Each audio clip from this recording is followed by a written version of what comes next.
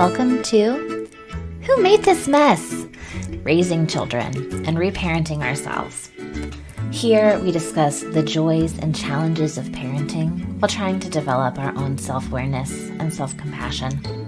Raising children can be messy and so hard, but we believe that as we learn to embrace our own messiness and imperfection, we can learn to show up for our kids and raise a gentler generation.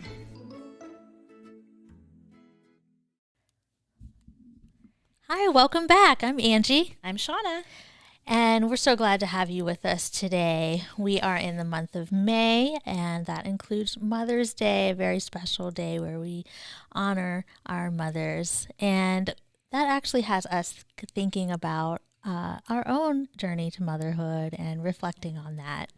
Yeah. So today I'm going to share my birth story and my experience with becoming a mother. May is also Preeclampsia Awareness Month.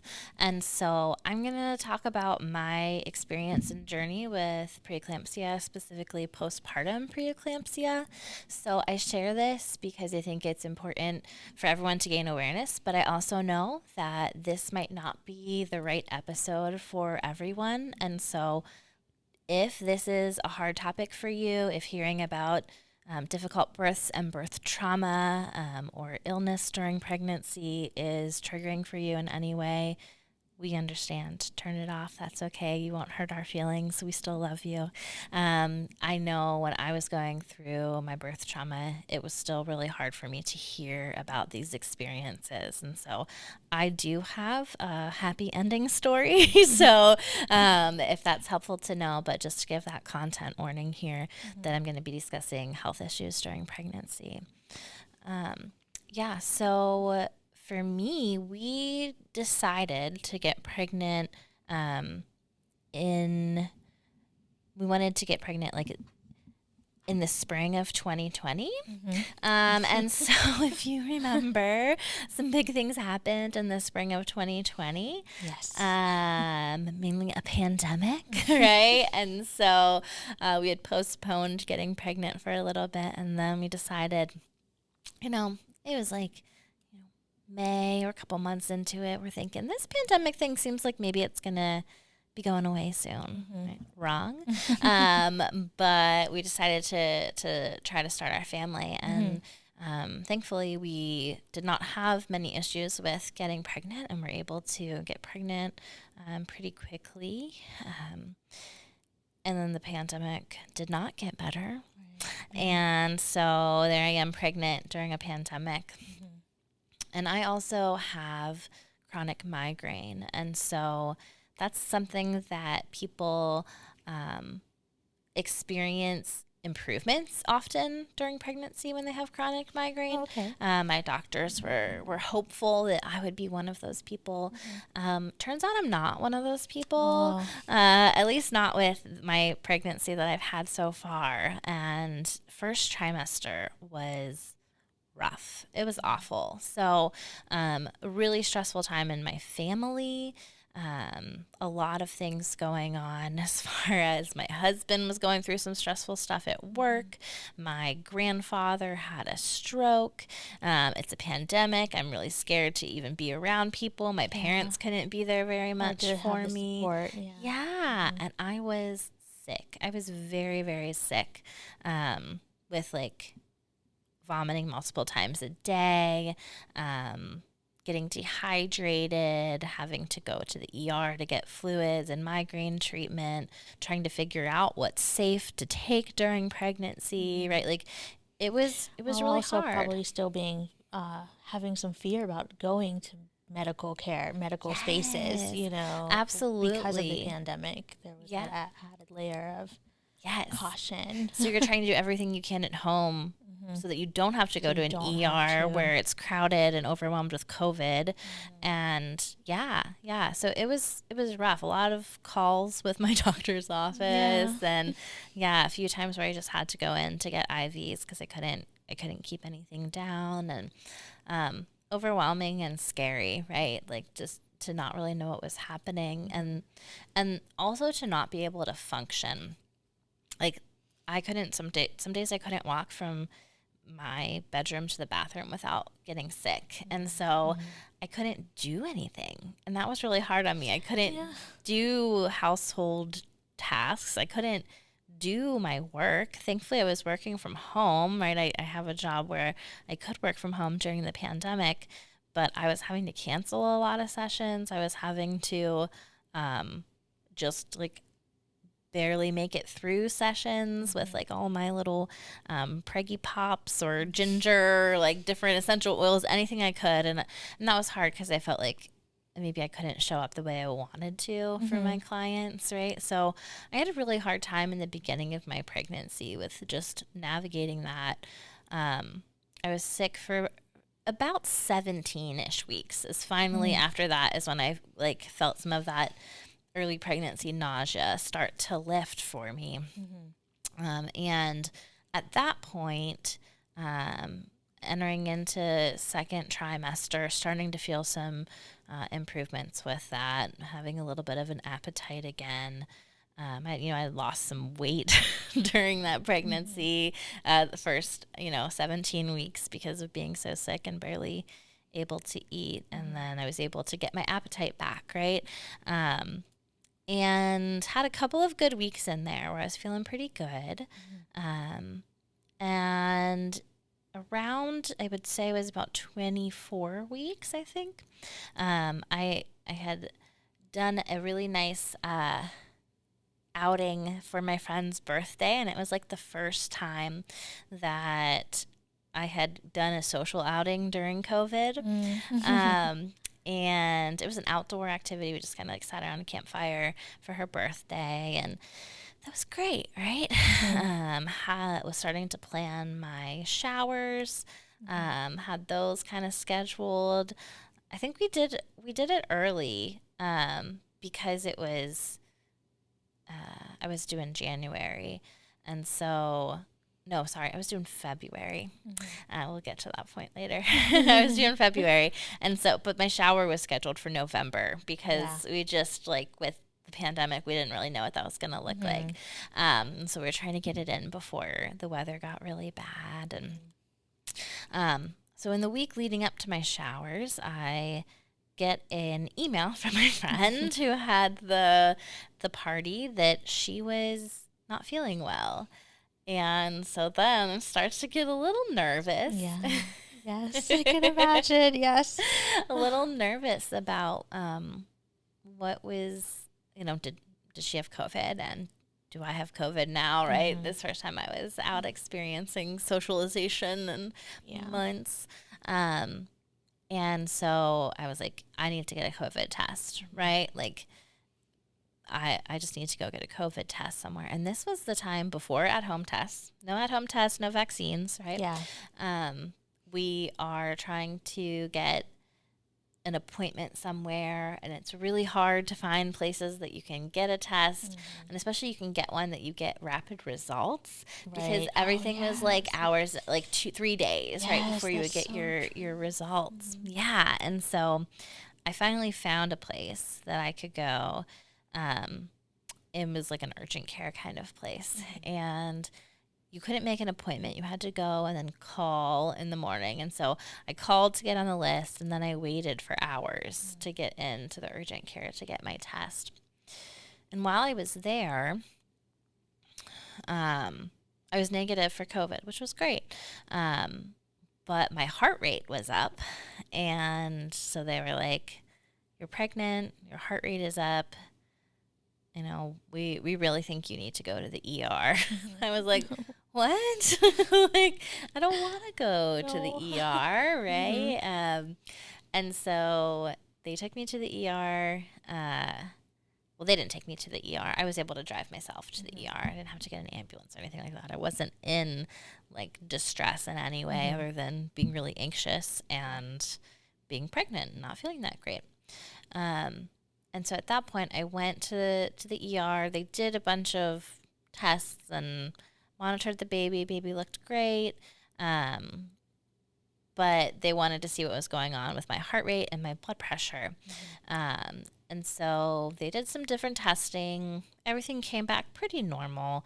But I did have a little bit of high blood pressure. So because of COVID, were you alone at the hospital? I know there were so many restrictions about, like, you couldn't have your family member in there with you for a lot of things. So were you alone at this point? No, thankfully I was able to have my husband with Oh, me. okay. Yeah, That's good. so he was able to come back with me. I was in a special room, and the hospital wanted to test again to make sure that I didn't have COVID, and so once they were like gowned and gloved and masked and everything, and then they were able, after my COVID test came back negative again, they were able to just wear general precautions that they were using in the hospital. But yeah, I was in like the special COVID unit at the women's hospital, and that was just really weird because I was like, but I don't think I have COVID now. Like, I'm okay. And yeah, so thankfully he was able to be there with me. He wasn't able to be there when I got my COVID test, which was fine because that was just a lot of waiting. But yeah, so he was there for that. They ended up doing a chest x-ray just to make sure that I didn't have, I guess, like fluid buildup. I'm not really sure what they were looking for again at this point, but Because your heart rate was high, so yeah. So they just want to make sure nothing was going on.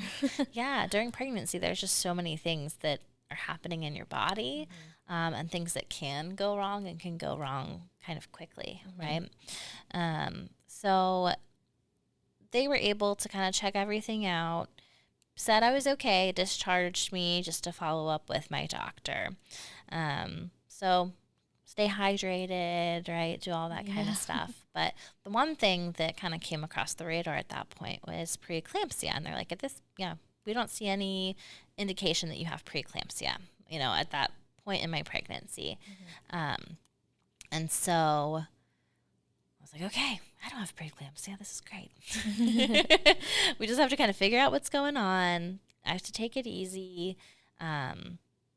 We did end up canceling my showers, as far as like the ones that we had planned because of this potential health issue that was going on and the potential of maybe being exposed to some kind of virus that we didn't want to spread to people. And so that was really hard. It was already hard knowing that I wasn't going to have the shower that I imagined. But then like everything really changed, and the pregnancy not being like enjoyable yet, and just different than what you might have had expectations for, because like you said, pregnancy through a pandemic is not pregnancy that others have experienced. And so and I think like at that point in the pandemic, there was a lot of grief that people were having about things not getting to be that the way they imagined them to be, right? And I was definitely feeling that, the grief of like, my pregnancy doesn't look how I thought it was going to. My ability to get support from people doesn't look the way that I thought it was going to. Yeah, I mean, the shower alone, it's like showering the mother-to-be with love and support and gifts. And so, it sounded very lonely. Everyone in America was dealing with loneliness, but it was like an added layer. Yeah, it was hard. And I think, I don't know if I named it at the time, but I think that I was experiencing prenatal depression, and I don't think that's talked about a whole lot. I think that we talk about postpartum depression, but we don't talk about depression during pregnancy, like that is kind of triggered by some pregnancy factors. And so I think that's a really normal thing that happens, normal in terms of common, but something to get support with and to have, talk to your OBGYN about, to be able to talk to your friends about, to maybe have a therapist that you talk to about that kind of stuff. And that was valuable to me to have that during that time. So didn't have the shower that I wanted. Was able to have some folks drop by, and we did like a porch shower where I was like behind a window for part of it. Do you remember those crazy days of the pandemic too, where it's like, I my kids and I stopped by, and I had to explain to them, like, we're going to see her. We're going to see her from her porch. Yeah. And like they had a great time. We were so glad to see you. But it was different. It was different. For you. And I was so grateful for like the moments that I did have and the friends that did show up to celebrate. But geez, it was sad to not have what I had imagined or what would like the norm would have been. So during that time then, over the next couple of weeks, I had different doctor's appointments and things were really stable. Things were fine, but I had a couple more instances of heart-related issues. And so my blood pressure started to be elevated. And so when I got my gestational diabetes test, everything with that test was normal, but I had an appointment with it and my blood pressure was high. And so she's like, well, maybe you're just stressed out. Like, take a little rest, take a little break. We'll keep monitoring your blood pressure. And I was able to get low enough that they were able to send me home. But after a couple of appointments of high blood pressures, then they started to say, like, your blood pressure is high. So if your blood pressure is over 120/80, like that's normal. Elevated above that, thinking more like 140/90, that is hypertension, right? And so it's high blood pressure. And so to have gestational hypertension, think of it like a spectrum, right? So gestational hypertension is kind of related to preeclampsia in terms of it's hypertension, high blood pressure that starts after the 20th week of pregnancy. So it's not something that was present before pregnancy. It starts during pregnancy. And it is on its own not preeclampsia, but it could be part of preeclampsia. So preeclampsia is broader, so it involves more signs and symptoms. So high blood pressure, it could be protein in your urine, changes in vision like blurriness, flashing lights, spots, sensitivity to light, headaches that don't go away, nausea, vomiting or dizziness, pain in the upper right belly area or your shoulder, sudden weight gain, like 2 to 5 pounds in a week, swelling in the hands, legs, and face, and trouble breathing. And so when you hear that list of symptoms, a lot of those actually sound like common pregnancy symptoms. Yeah, that's what I was going to say. Like, some of that just seems like later pregnancy, trimester stuff. Yeah. So I think it's hard for providers to kind of hear from patients and be able to figure out what is just some of those normal symptoms and what could be preeclampsia. And so my OBGYN, my providers, were very hesitant to say, we are diagnosing you with gestational hypertension. They sent me to maternal fetal medicine, which I had already kind of been seeing for my thyroid and my migraines during pregnancy that were so escalated. And so I had already been seeing maternal fetal medicine. And they're like, we need you to talk to them. Pretty much like, we're going to pass the buck to have somebody else give you this diagnosis. Because I wasn't in any kind of critical state at that point, right? And so we monitored. And then we monitored some more. And so as my blood pressure continued to be high, finally they were like, okay, it looks like you do have gestational hypertension, so we're going to have you come in twice a week and we're going to do non-stress tests. So we're going to like hook you up to the monitor and read these printouts of the baby. How overwhelming. Yeah, we're going to do blood tests on you every week, right, to get all this information. And so did that bring you I say overwhelming. Was that overwhelming, or was that like more, okay, they're going to keep an eye on me.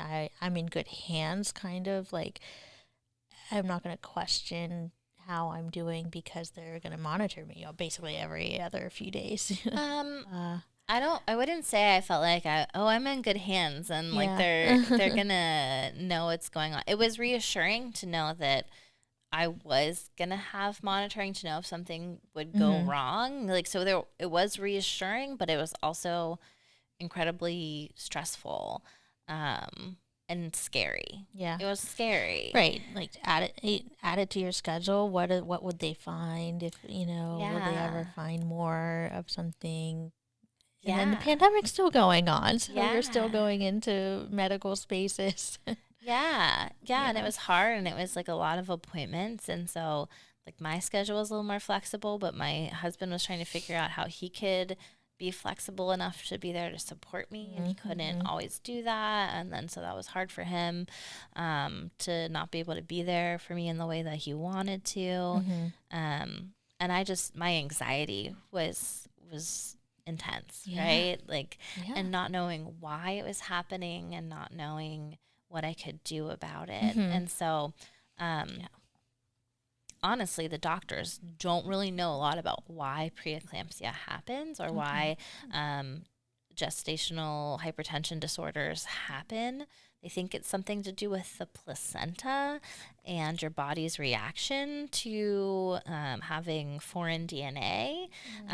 So there are different risk factors. So preeclampsia is most common in first pregnancies or people with a history of of preeclampsia, family history of preeclampsia, having an autoimmune disorder, which I do have an autoimmune disorder. I have Hashimoto's hypothyroidism, and that's a risk factor. Age is a risk factor for pregnancies over 35. I was under 35 at the time, so that wasn't something specific to me. Something really interesting is my husband's mother had preeclampsia, and there's a little bit of research out there that suggests the father's history, like family history of preeclampsia, could affect the mother's pregnancy, which is crazy to me to think about how that might happen. But it's about how, like, the fetus and the fetus's body and blood and DNA is interacting with the placenta and the mother's blood and DNA, right? So like all of that, like your body's response to it. It's I wish that doctors could explain it better and knew more about it, but it isn't something that they have all figured out yet. Yeah. And it isn't something that they can explain very well to patients.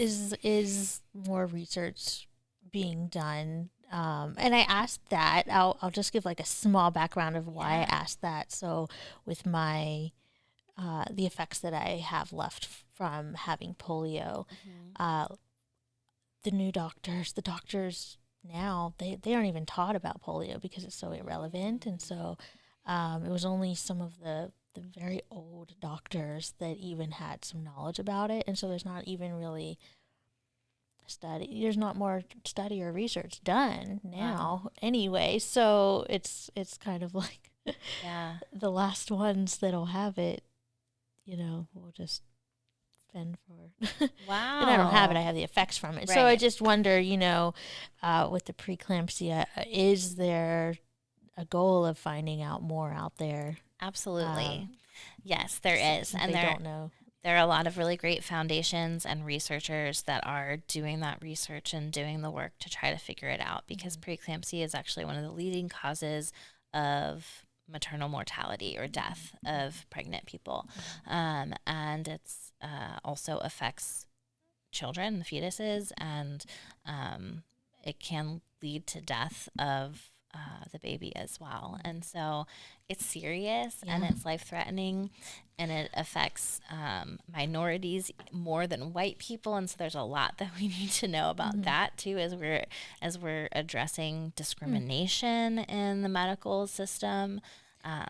So when learning about this, did you know much about preeclampsia, or whenever you were like, I guess I skipped ahead a little bit, No, but you're good. I didn't know that much. Yeah. I kind of had heard of it, and you heard of it before. And I don't know about you, but like preeclampsia to me just meant this like big bad thing that you can have during pregnancy.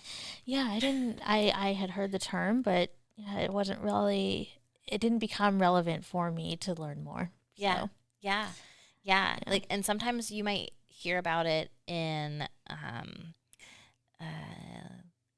the media, and what I mean by that is more of like in TV and movies. So a lot of times when you see a mom die in like historical dramas, right? During childbirth or pregnancy, it might be from something like preeclampsia. Another big one is like a hemorrhage that might happen that in historical times, those were things that they didn't really have ways to treat or prevent when it was happening. And so those were things that caused death. And now we have so much more that we can do, so much more monitoring and treatment that we can do, but we have to know that it is going on, and providers need to take their patients seriously. That was something that I didn't always feel heard or validated because I was anxious, Yeah. right? It was, I think sometimes they weren't sure how, and I wasn't sure how much of this is my anxiety and how much of this is like a real health thing that is going on. Yeah. So we did a lot of monitoring and these non-stress tests, they called them. And the plan is, and this was hard for me, but the plan is that if you have an induction at 37 weeks, you have a likelihood of preventing your gestational hypertension or your preeclampsia from becoming more serious and more life-threatening to you and to the baby. So That's a lot. yeah, A lot. yeah. Technically, full term is 37 weeks. And so they can plan an induction at 37 weeks. Many women need to have their baby earlier because having the baby is actually part of what completes this like process of preeclampsia. And so like, releasing the placenta, releasing the stress on the body of the pregnancy. And so sometimes women with preeclampsia will go into preterm labor. Sometimes they will have to be induced or have a C-section in order to take that stress off of their body. And you hear that. You hear, 37 weeks, we're going to do this induction so that you don't get preeclampsia, so that your gestational hypertension doesn't get worse. All this time they're monitoring for different things that are going on. And I'm supposed to be looking for signs in my body, which just creates this like absolute hypervigilance. Yeah. And for somebody who, like, I was definitely swollen, right? Like I knew that I had been swollen and puffy, none of my rings fit. I went from like losing some weight early in pregnancy to like I gained more than the recommended amount, right? So then I'm like stressing about, am I just eating too much? Like what's going on? Yeah. So, my nausea started to come back towards the end of my pregnancy, but like you have a baby inside of you, right? So yeah. So there's extra testing, monitoring they're doing, and also trying to be really aware of what's going on in my body. So a couple of interesting things that happened, or difficult things that happened then. I wasn't sure that I wanted to get induced at 37 weeks. Wasn't even really sure that I wanted to get an epidural. I didn't know what I wanted, right, in terms of that. And so I felt like in some ways those decisions were taken away from me. I couldn't have a totally natural labor. I was going to have to get medication to induce labor, and I didn't know if I could handle that without an epidural. And so, feeling like some of the choice was taken away from me because of it. And then I had a scary incident on January 6th, right, which is another date that kind of sticks out for a lot of us in the United States, right?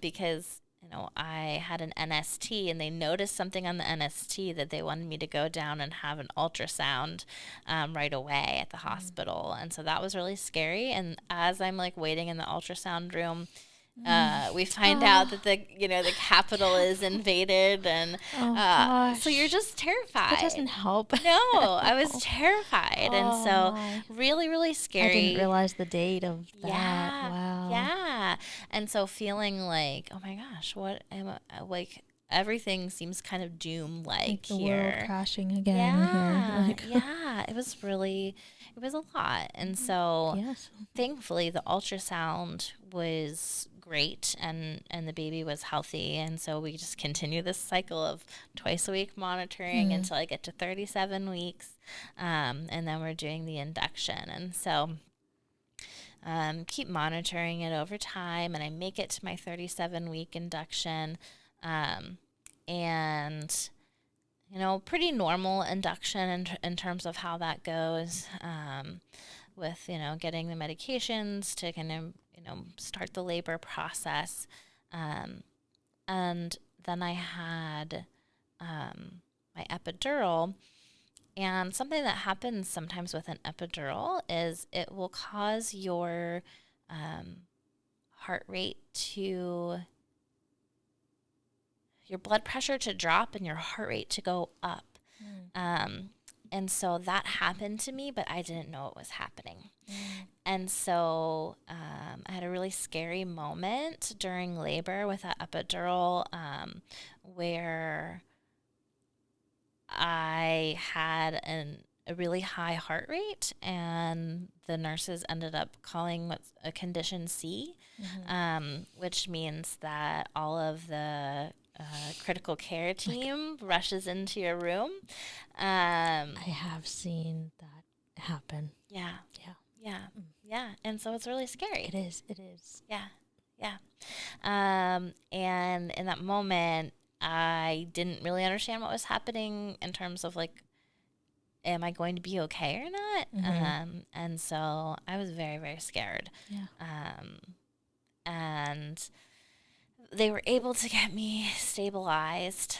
And then I was able to push, and I ended up pushing 3 times and had my baby in 8 minutes of pushing.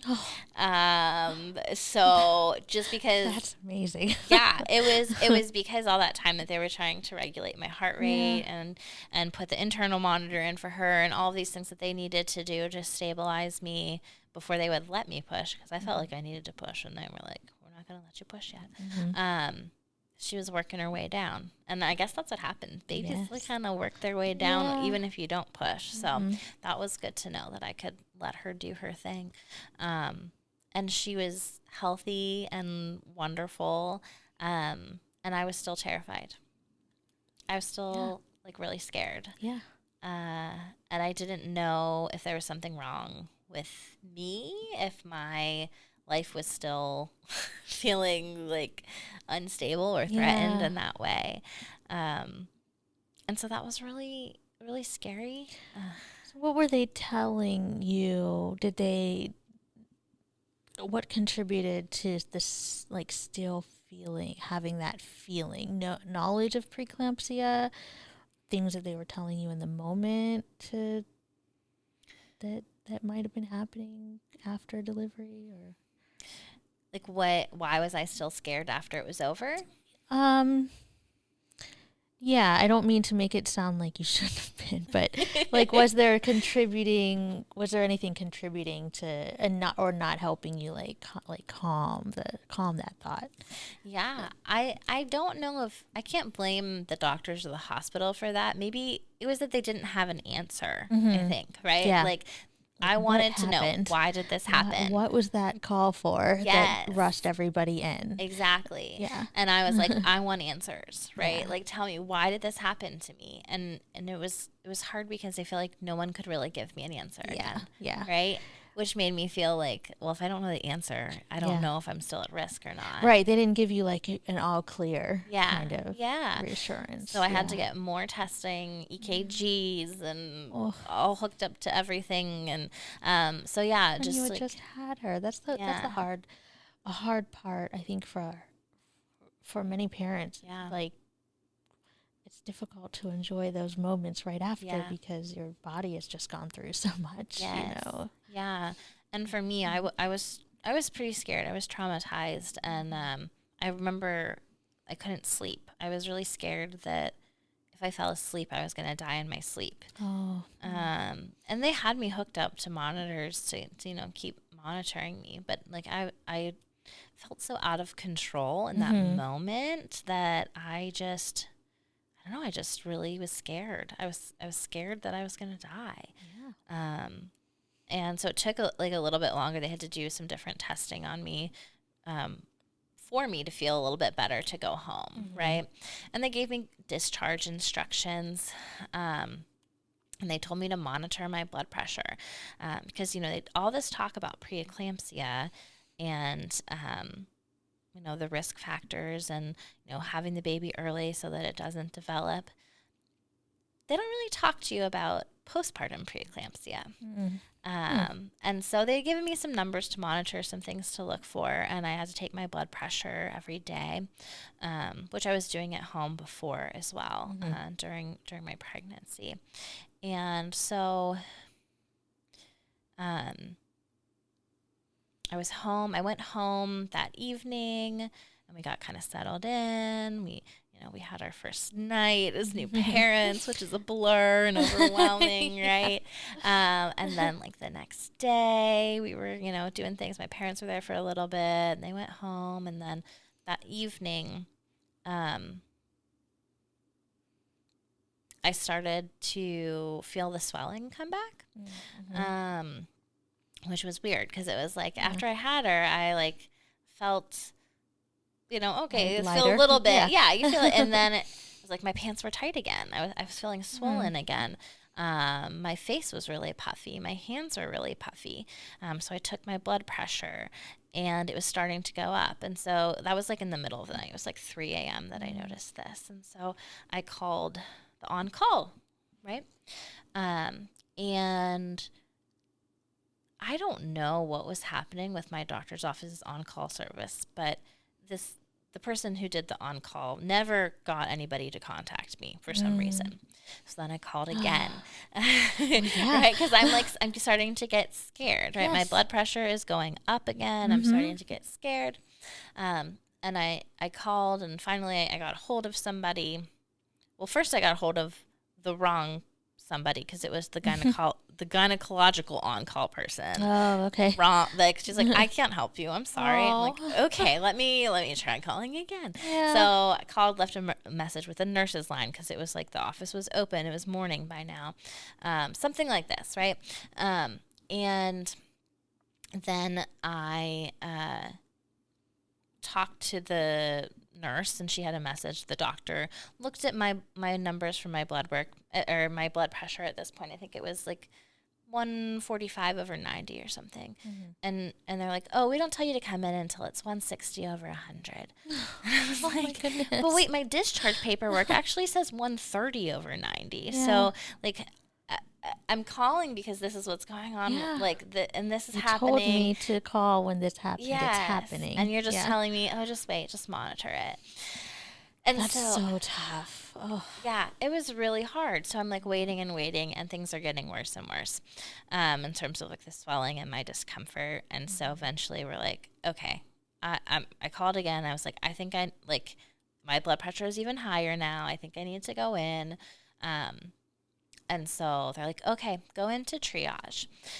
So I went into triage at the hospital, which is where you go like when you're pregnant and you think you're going to have your baby, right? And so I went into triage, and triage says, we can't help you. You already had your baby. I was like, what? This is where my doctor told me to go, right? Like, what do you mean you can't help me? Oh, You're my like, goodness. you'll have to go to the ER. So again, I have my 4-day-old baby with me, right? My husband and my 4-day-old baby who I'm trying to breastfeed, right? And because I couldn't leave her because I was breastfeeding her. Yeah. Like I can't be away from her, right? And so, and they always tell you there's, it is true. Those first days are so important. yeah. And so I'm a mess, Yeah. pretty much at that Yeah. point. Go down to the emergency room. I'm crying in the emergency room, waiting room, like not sure what's going to Yeah. happen, not sure what's going on. They eventually get me back there, and thankfully the doctor that I had, she was actually pregnant, and she caught a little bassinet from a different part of the hospital to bring in so that I could put the baby in the bassinet. But the thing is, after you're discharged from the hospital with your baby, if you have to go back in for your own health, they won't take care of your baby anymore, right? You have to do everything. So they can't change your baby. They don't take care of food for your baby. You're allowed to bring your baby in if you're breastfeeding. Yeah. But they can't be There's responsible no at all. Whereas before, when you're there, they're helping change the diapers. They're helping swaddle the baby. They're making sure your baby's eating Maybe helping you with regularly. latching and stuff like that. No. Oh, no. So I'm back in there. I'm just gave birth, so bleeding,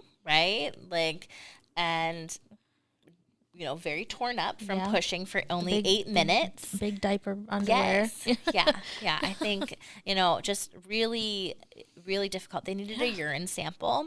Oh, Like, gosh. how are we going to do that? The poor assistant trying to put the catheter in because they had to do a catheter because I'm still just like a torn up mess down there. Can't get blood in the urine sample. So she had to call for assistance to get the catheter in, right? So it's just really, it's a lot. Yes. Yeah. And my blood pressure is continuing to rise at this point, and I'm just watching it on the monitor going higher and higher. Which isn't helping. Watch it. Yeah. And I'm really terrified because all this time I was told having my baby is what is going to help the preeclampsia or help the gestational hypertension, right? And so how am I, like, what do I do now? How do we stop it if I already had the baby? Yeah. And so in that moment, I for sure thought I was dying.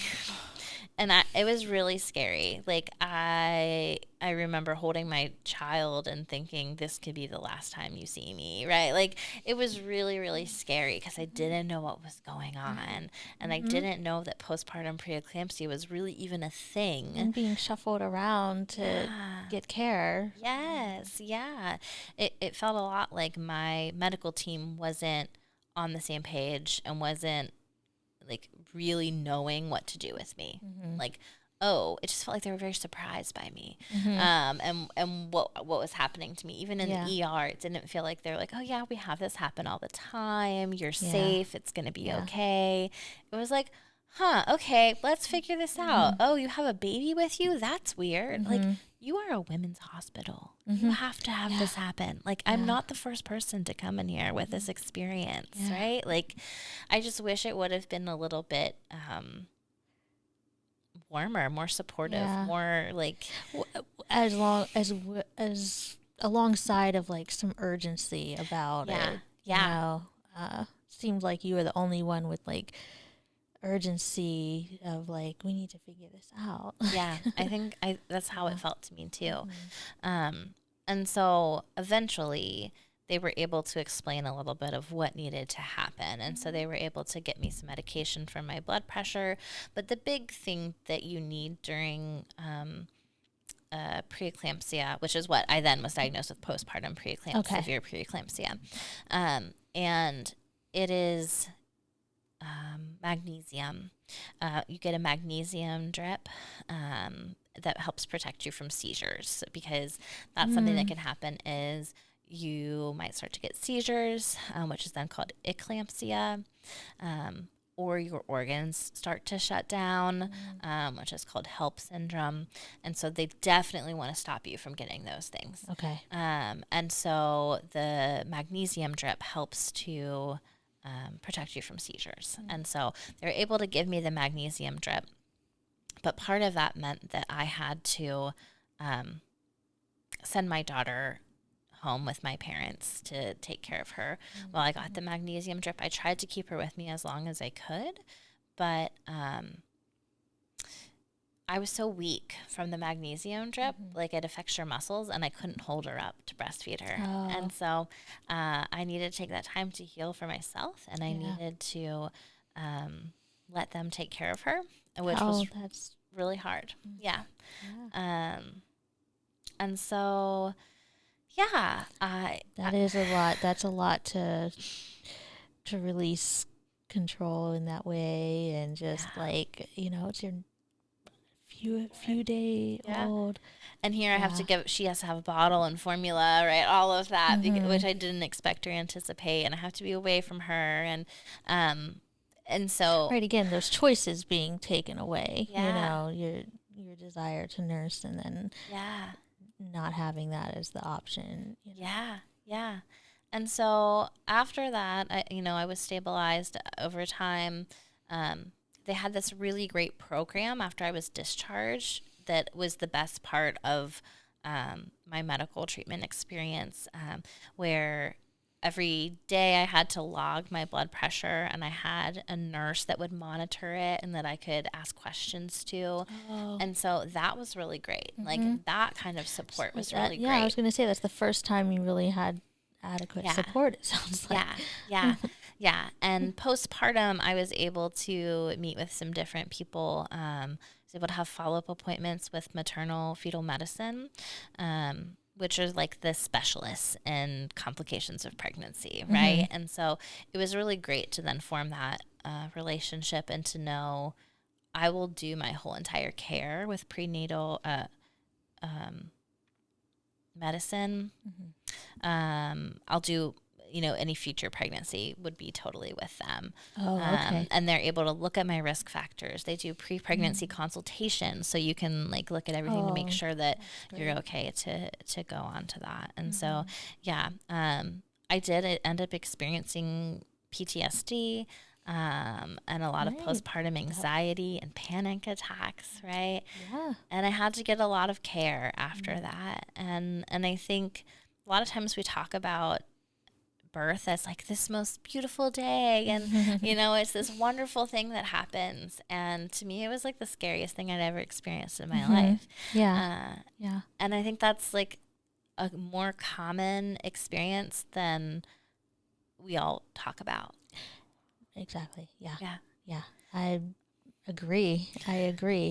There is many out there that have stories of birth being trauma rather than magical, beautiful experiences. And, like you said, the pre-depression especially like stuck out to me, and then the fact that there was this post-recovery, all this added stuff right after that, it's tough to manage and handle. You're a new mom, you're navigating it with your spouse, and caring for this baby while trying to care for yourself. It's heavy. And I think my main takeaway from that is like we shouldn't do it alone. We need a community, and we need support, whether that's your social network, your friends, your family. Accepting help from people is really important. I think it's really important to be able to advocate for yourself, what you're feeling, to know like if you don't get the care that you wanted, keep asking. Keep pushing. What you know. And yeah. And even if you are overreacting or being anxious, like it doesn't matter. It's okay. So sad that is like the response. Yeah. And it is common, that kind of response. But I am proud of you for pushing through and again, like speaking up for yourself and pushing for that. And for me now, it's really important for me to be able to educate and to advocate, to share my experience and what I went through, so that other people don't have to go through exactly the same thing or can feel more supported as they're going through it. I know I had, a couple of friends since then have preeclampsia or postpartum preeclampsia, and to be able to say, hey, I've been through it. Like, I know that was the most meaningful thing to me was I had one person that had postpartum preeclampsia, and just to see somebody who I knew was alive. And I was like, okay, you made it through. I can make it through. Yeah. Right. And so, the more that I form connections with people who have experienced this, the less alone I feel. And that's been really important. And so if you are someone who has experienced preeclampsia or are going through a health scare, and you need support and you need community, I hope to create that for you. Yes. A feeling that you're not alone. I've also really found the Preeclampsia Foundation really helpful. They do a walk to raise awareness for preeclampsia, but they also have a lot of great resources and information, because I think we don't really know enough about it. And so one of the most meaningful things to me was I had been sharing a lot about preeclampsia and warning signs, and one of my friends was able to tell someone who is experiencing symptoms to go to the hospital or go to the doctor, right? And to know, like, oh, me sharing this information just generally has helped somebody else to be safer and to be more protected. And so, I just hope that this story can be helpful, and to know I did get a lot of help through this process, and I'm doing so much better with my, feelings after this trauma. And thankfully, I have a wonderful little girl that I love and I see grow, and it's all been worth it. But yeah, there's scary things that happen with birth, and it's okay to talk about it. Yes. Yeah, absolutely. Yeah. Well, thank you so much for sharing. And it's a brave thing to share those details, especially as you've had to walk through it, and it, like we said, if you're going through anything like that, we are here to support, and we'll list the resources that she mentioned as well. Thank you again so much for listening today. If you would like to reach out to Shauna or I, we can be reached at whomadethismesspod@gmail.com. You can also find us at Instagram, Who Made This Mess Podcast. I can be found at Robinson Right Now. I'm at The Nerdy Nurturer. Thank you for listening. Bye. Happy Mother's Day.